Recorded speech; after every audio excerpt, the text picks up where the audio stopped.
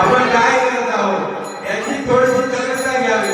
आपल्या घरात आपण भजन करत असतो तर आपले मुलं असं शिकणार.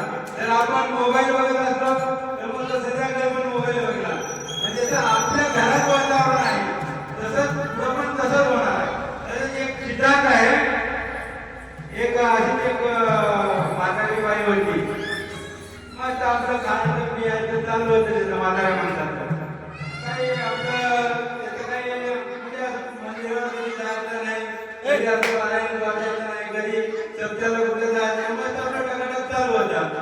मग असं शेजारला राहतात गेला म्हणजे काय करायचं काय म्हणजे काय नाही म्हणजे आमच्या मामाची जेवण करताय त्यांना जरा जेवायला वाढलं. काय केलं जेवायला?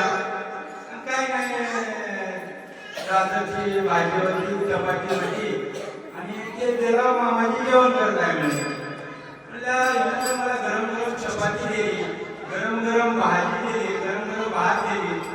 त्या बाईचं मला जमत नाही.